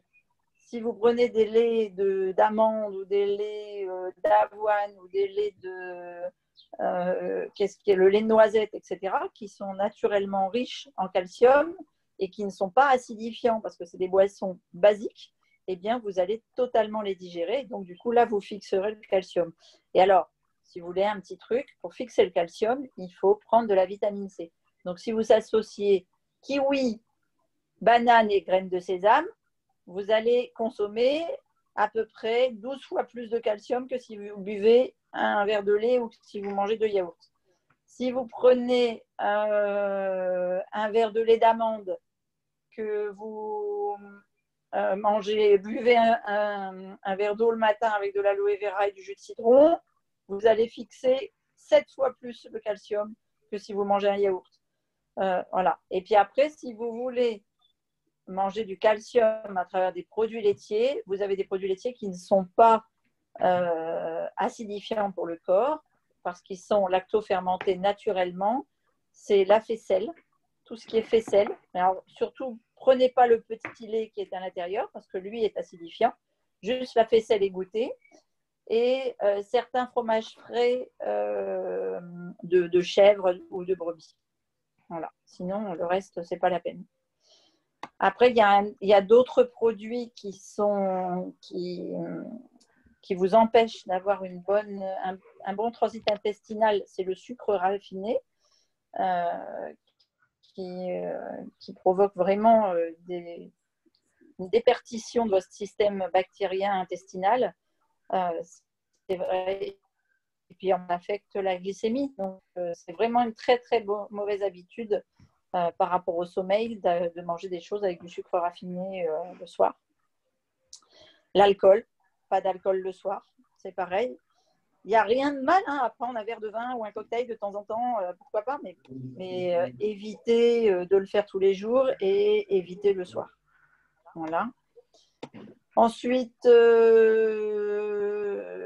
tout ce qui est… en fait, tout ce qui joue sur la glycémie va jouer sur l'hormone du sommeil. Donc, tout ce qui est sucre rapide en général, qui travaille sur l'insuline. Et si on met de la cannelle, mettons, dans un yaourt, c'est bon, hein, pour le soir? Dans un yaourt de coco?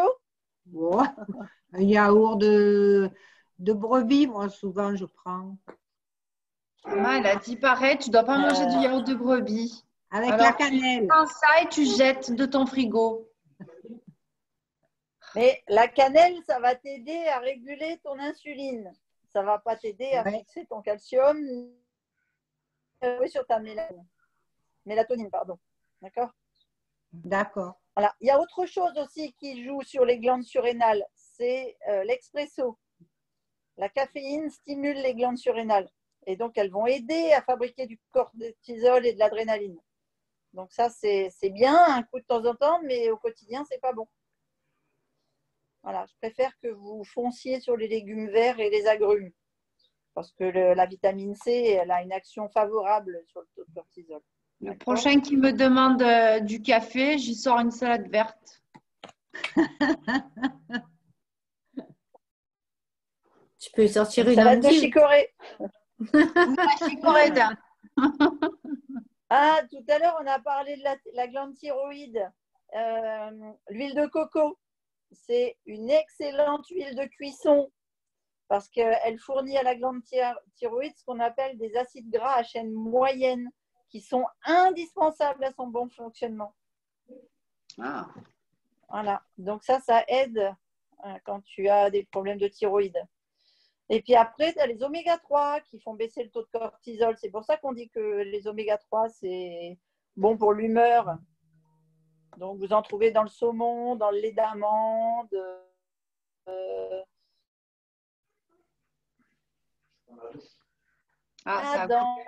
Dans les fleurs. Oméga 3 dans les fleurs. Notamment les fleurs. Si vous avez du choucal. Les fleurs de choucal aussi, c'est très riche en oméga 3. Mais même le choucal d'ailleurs. Ah bien, un autre truc qu'on aime bien et qu'on va utiliser au dimanche. Le chocolat noir. Pas beaucoup du choucal. Hein.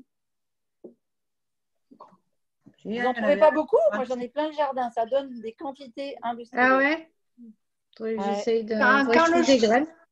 Quand le chou il monte en fleurs, tu peux du coup manger les fleurs et les feuilles. C'est ça? Ah ben voilà. On a perdu Christine. Je n'aurais pas ma réponse. Et après, quand elle est repartie. Non, mais parce que j'en ai qui poussent dans mon fumier. Elle en a marre de nous. Non, mais sérieusement, vous ne m'entendez pas? Non, à nouveau. Ah, ça y est, c'est revenu. Donc, je disais oui, le chou calme et tous les choux, vous pouvez manger les feuilles, les fleurs. Parce que le chou-fleur, c'est la fleur que tu manges. Le brocoli, c'est la fleur que tu manges. Mais les feuilles sont très, très bonnes. Et les graines, après, quand ça monte en graines. Voilà. En fait, j'ai des choux qui poussent dans mon fumier parce que j'avais planté quand je plante des choux et ça s'envole les graines. Et du coup, j'en ai mangé un petit peu comme ça, mais j'avais des doutes. Donc, l'année prochaine, je mangerai. Voilà. Pas et le après, fumier. je disais, dimanche, on fait un atelier avec un ingrédient qui est très intéressant pour faire baisser le taux de cortisol. D'ailleurs, je vous ai dit que c'était un ingrédient. Le dessert qu'on va faire, c'est un dessert brûle-graisse. Voilà. Chocolat. Oui, ouais, le chocolat. Bravo, oui, le chocolat noir. Ouais. Il apporte On du dit, hein, magnésium aussi, le chocolat. Ouais, il est riche Maman, en il faut que magnésium. tu viennes faire les brownies à la maison. Et Bérénice Ah aussi. non, trop tard, elle est déjà Ah, réservée. je l'ai fait chez Magali. Hein, oh. Ah bah bravo. Voilà, moi je suis jalouse. J'ai pas Ouais, beaucoup de t'as qu'à kilomètres à partir faire, je aussi suis loin, juste à hein, t'avais côté. qu'à rester vivre ici. Hein. On le fait avec ma belle-sœur et ma mère. Manger brownies. Bon, voilà. Après, qu'est-ce que je peux vous dire d'autre? J'ai parlé de l'huile de coco, l'huile d'onagre. L'huile d'onagre, elle est bonne quand on est carencé en œstrogène, donc au moment de la ménopause. Ainsi, un truc qui va plaire aux filles et peut-être pas forcément aux hommes. Faites-vous masser et pas que les pieds. Ah. Moi, j'ai un Parce bon que- masseur à la maison. Ah ben voilà, faut en profiter. Parce que les massages, quand vous faites des massages régulièrement, en plus de l'effet anti-stress, eh ben, ça favorise les échanges en fait entre les tissus, ça draine les toxines, et c'est les toxines qui encrassent l'organisme. Donc c'est très intéressant quand on a un excès d'œstrogène ou un excès de cortisol, des choses comme ça, qui peut arriver. Christine, voilà. quand on a Ouais. été opéré, qu'on n'a plus rien, ni les ovaires, ni l'utérus, moi j'ai été ménopausée de très bonne heure, on a toujours des hormones. Enfin, l'homéopathe, il avait dit il m'avait dit que j'avais toujours des hormones. Et comment les faire travailler, cela? Eh bien, c'est ce que j'ai dit tout à l'heure. Où est-ce qu'elles étaient le plus travaillées? Avec les. Attends, moi j'ai noté. Oh là là. L'intestin. Les intestins. Dans l'intestin, oui. C'est bien, les filles, vous suivez. Donc, voilà. Les intestins, on connaît. Avec les probiotiques et les prébiotiques, c'est ça? Ouais, mais ça comprend de tout ça. Hein. Donc, c'est pareil que les autres. Voilà. Après, tu travailles les abdos si tu veux aider tes intestins. Donc, on te perd. C'est normal. Elle parle d'abdos, hop, ça disparaît. Elle est fatiguée, là. Elle est fatiguée, elle est voilà. Après, je peux vous parler de sommeil. Je peux vous parler de sommeil. Si vous dormez notamment 1h30 avant minuit et que vous arrivez à vous faire 5 heures ou 6 heures de sommeil d'affilée, eh bien, le sommeil va réguler votre cortisol, va réguler votre leptine. Voilà. Et ça va réguler en fait le fonctionnement de votre insuline. Ah, d'accord. D'accord. Et donc, du coup, ça va favoriser votre endormissement, favoriser la qualité de votre sommeil, etc. Ok. Le yoga, le pilates, ça aide bien à rééquilibrer ses hormones. La mélatonine qu'on donne aux enfants qui sont hyperactifs, elle est comment, celle-là, mauvaise ou bonne? À partir du moment où tu donnes de la mélatonine, mais qu'à côté de ça, tu enlèves l'écran du soir, c'est positif. D'accord. Si tu donnes de la mélatonine, mais que tu laisses les écrans du soir. Non, en fait, moi, ce qui me dérangeait, parce que je vois beaucoup de parents, de médecins qui donnent un médicament, alors que je me dis que ça peut être fait naturellement. Bon, alors, je pense que l'hormone mélatonine, ce n'est pas de la synthétique, logiquement. Maintenant, à vérifier, effectivement.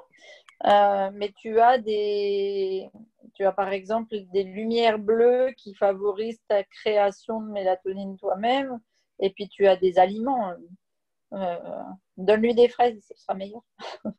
Ouais, moi, je ne donne pas de médicaments, c'est hors de question, mais il y en a beaucoup qui en donnent, quoi.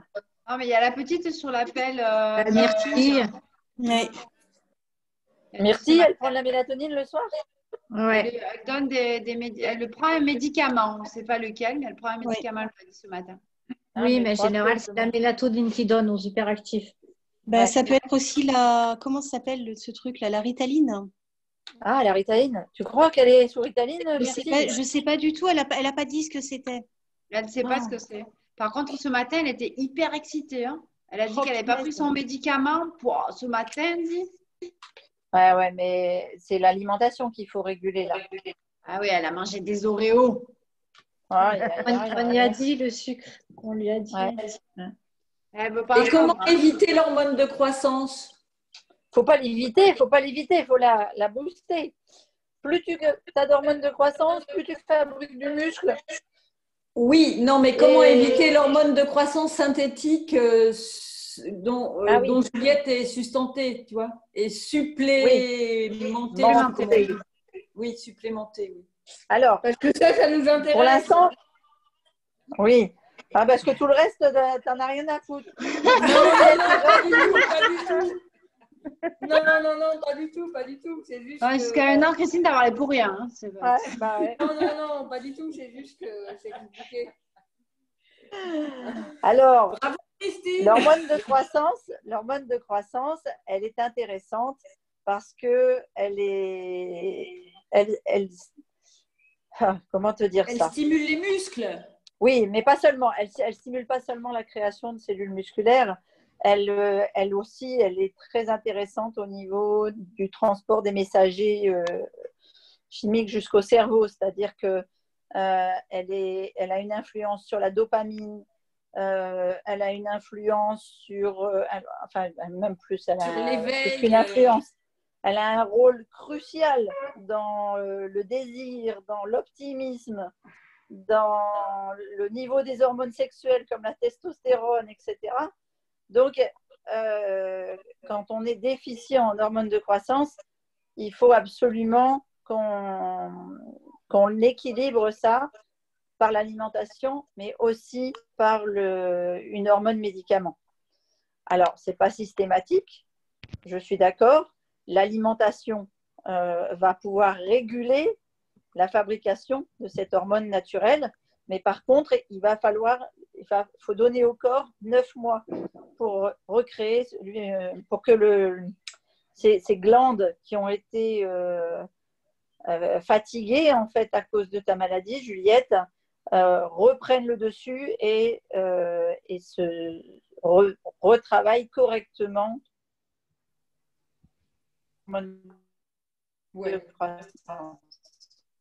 T'as perdu Christine. Oui, on va encore apparaître sur l'image.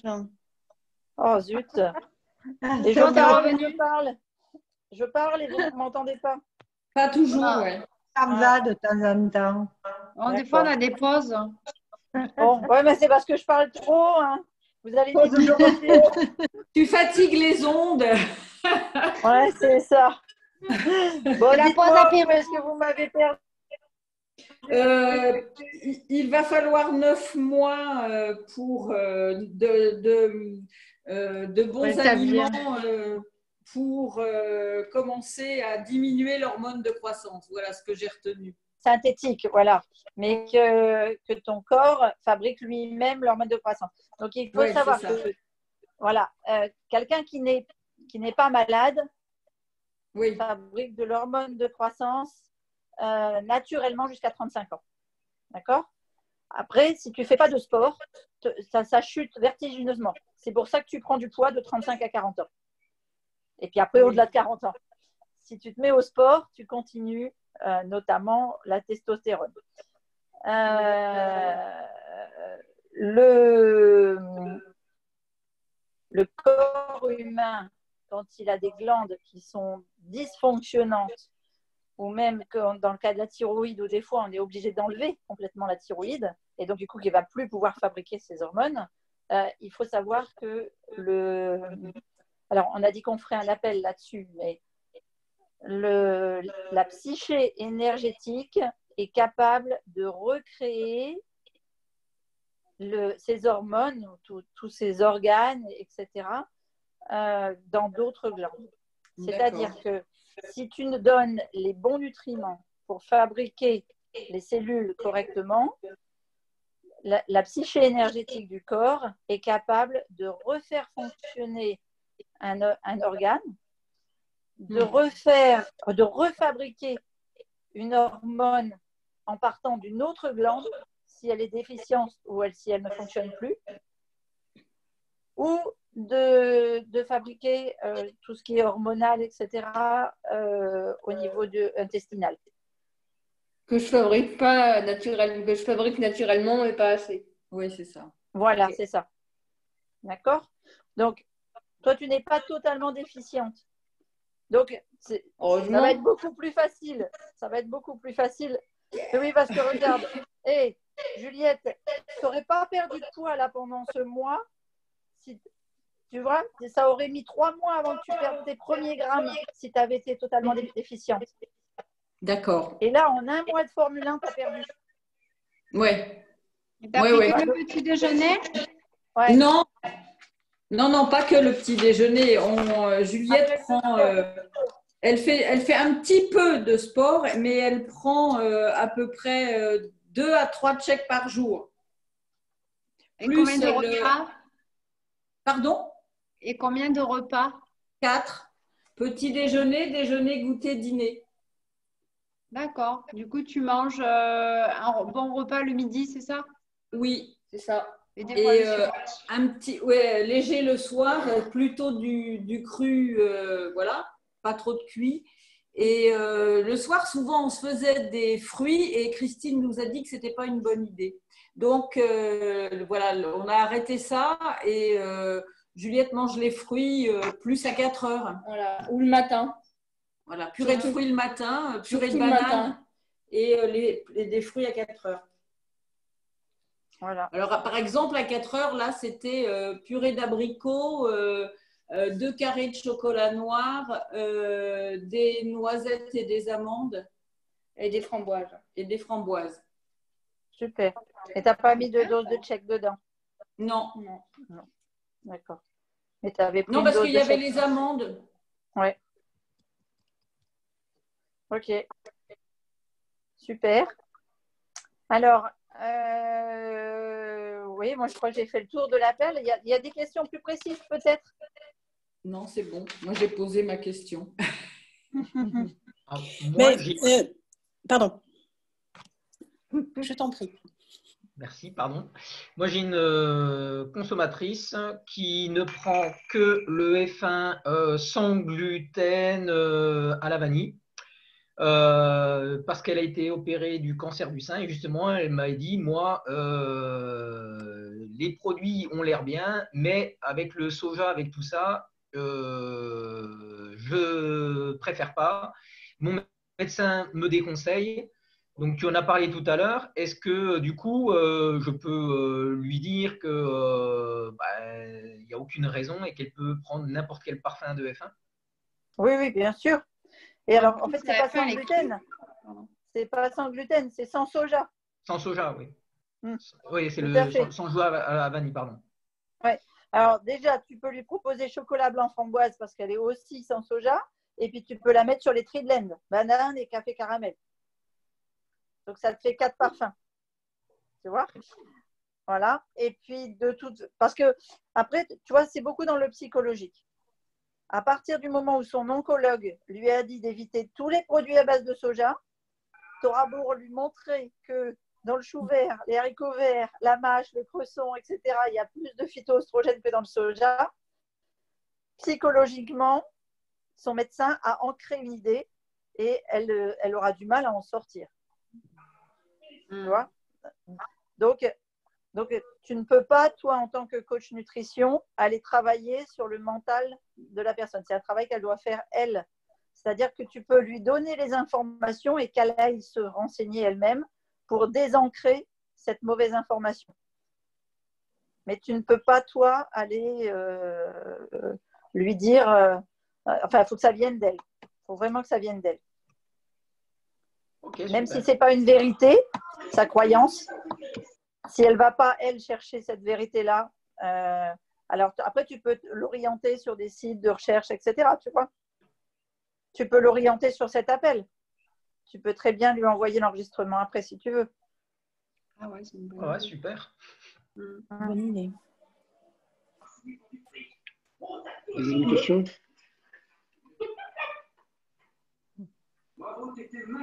Mais oui. Non, je voulais juste rejoindre ce que a dit Didier. J'ai un consommateur c'était ce matin qui a arrêté son programme parce que son médecin lui avait dit qu'il fallait qu'elle arrête le temps qu'elle finisse de faire les analyses. Ouais.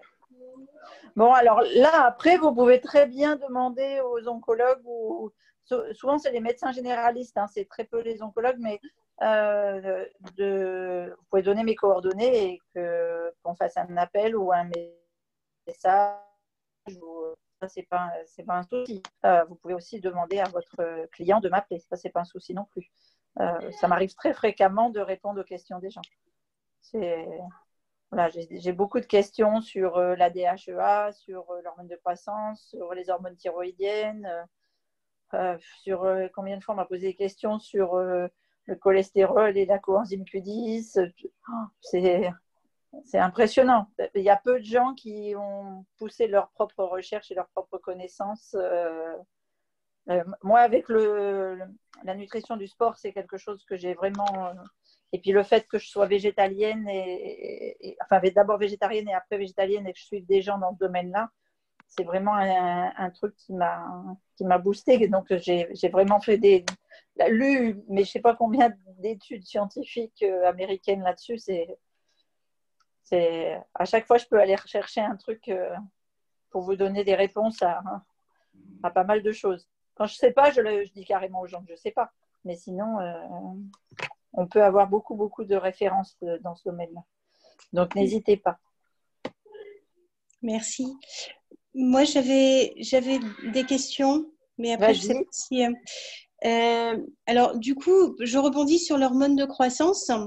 Qu'est-ce que tu proposes comme aliment? Alors, j'ai bien compris qu'il y avait la Formula One, mais parce qu'en fait, elle propose un panel de nutriments qui est proche de la vérité vraie, quelque part. Mais est-ce qu'il y a des aliments sur lesquels tu proposerais d'axer pour stimuler la production d'hormones de croissance?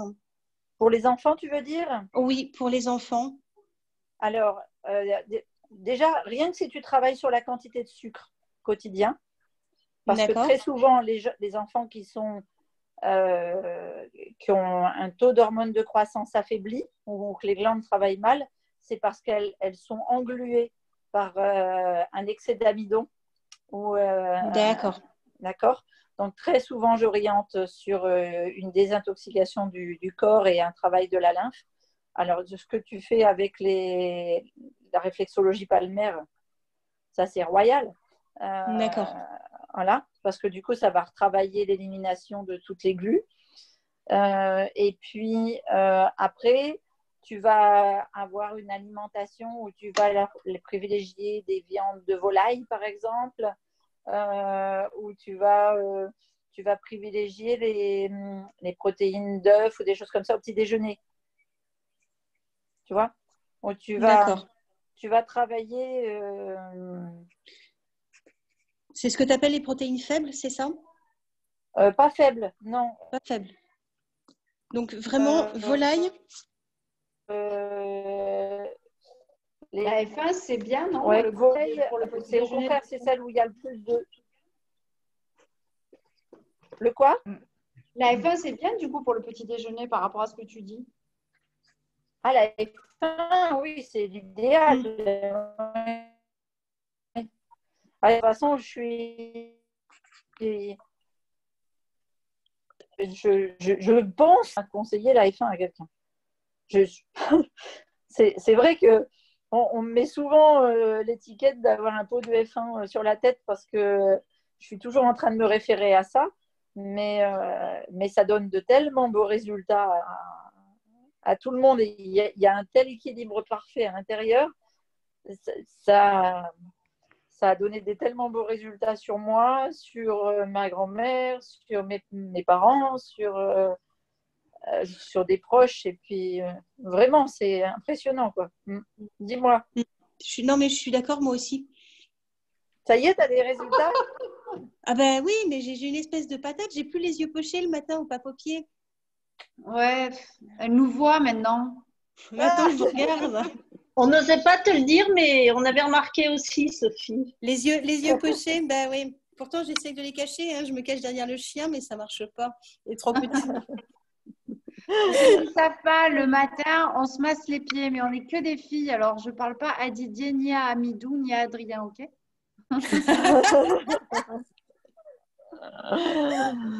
Et on appelle ça le pape au pied parce que il y a enfin, plus de papote de pied. C'est surtout Sophie qui parle beaucoup quand même. Hein. Ouais. C'est ça. Il y en a qui se connectent. J'ai été bien coachée sur ce coup-là. Ouais, je crois. Pas moi. Je parle pas. Oh. Non. Quand elle était petite, il fallait que je lui mette un scotch sur la bouche. On a su. J'ai déjà raconté. Bon, racontez-moi d'autres questions. Alors, parce que moi, là, j'en ça avais fait une 2 autre. heures quand même, les jeunes, là. J'en avais une autre, je suis désolée. J'ai entendu, moi, j'ai appris, mais je ne sais plus pourquoi, que les crucifères ne faisaient pas bon ménage avec la thyroïde et avec les hormones thyroïdiennes. Alors, c'est exact. Qu'est-ce que ta vision, toi, des choses? Alors, les crucifères cuits. Cuits. D'accord. Voilà. C'est qui eux? C'est quoi les crucifères? Moi, je connais Lucifer, mais crucifères, je connais Moi aussi. Apparemment, c'est dangereux. Hein. C'est terriblement dangereux, mais uniquement cuit. Oui. Alors, pourquoi cuit? Alors, c'est pas terriblement dangereux, mais en fait, les crucifères, quand ils sont cuits, libèrent je ne vais pas dire une toxine, parce que ce n'est pas vraiment une toxine, mais libère une substance qui va affaiblir ta glande thyroïdienne. Donc, du coup, qui va aller dérégler ton traitement si tu as un traitement d'hypothyroïdie ou d'hyperthyroïdie. D'accord. Non, mais c'est les choux. Oui. Les crucifères, c'est les choux, oui. On les mange à midi?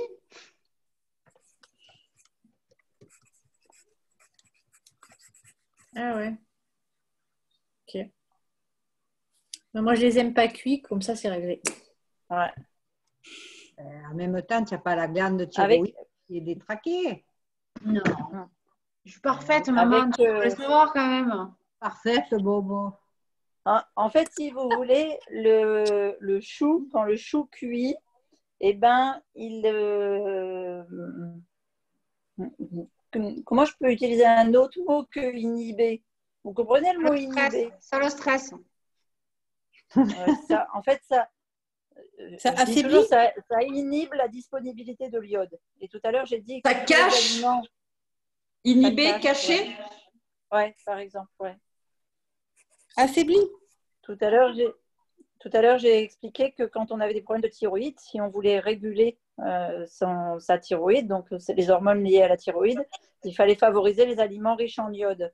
Et quand tu cuis un crucifère, eh bien, il libère un composé, en fait, enfin plusieurs composés même, qui vont inhiber la disponibilité de l'iode.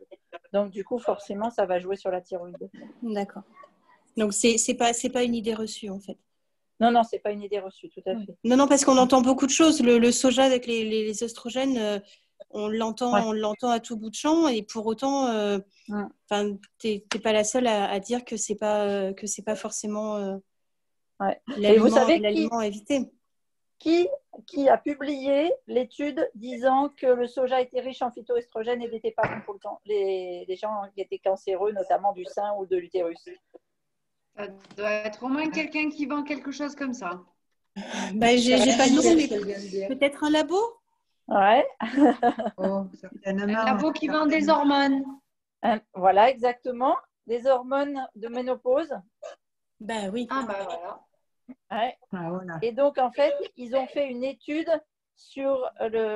pour essayer de faire crouler l'industriel qui fabrique le Sojasun.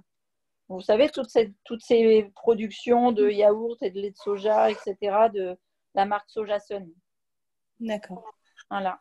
Et c'est une étude. Donc, si vous cherchez, c'est une étude de Bayern. Ouais, c'est pas étonnant. Et comme c'est un lobbyiste qui a beaucoup plus de sous que Sojasun,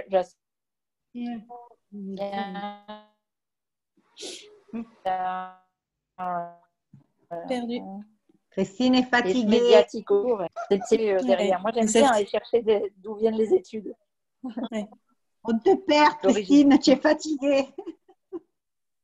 Non, fatiguée, moi, jamais. Christine, elle dort jamais. C'est grâce à la Formule One. Elle se couche à 22h30 et elle se réveille à 1h30 parce qu'elle sait que 1h30 avant minuit, c'est bien et 1h30 après, c'est mieux. Donc, elle se lève à 1h30 du matin, elle a fini sa vie. Sa journée, pardon. Non, je la commence, je la commence. Ça commence. Je crois que tu devrais aller commencer ta nuit, Nathalie. Ouais. T'inquiète, je vais y aller. Est-ce que vous avez d'autres questions? Non. Non. Merci. Merci beaucoup. Moi, j'ai une dernière question, Christine. Oui. À quelle heure il faut arrêter les écrans? 19h22?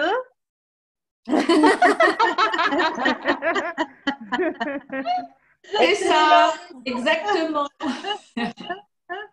Alors, ça dépend des écrans, en fait. Mais par exemple, tout ce qui est téléphone, tablette, etc., c'est mieux si vous avez écran bleu à mettre dessus pour éviter que la mélatonine ne grimpe pas, en fait. Et l'idéal, c'est quand vous attaquez la digestion du soir. Ouais, j'arrive.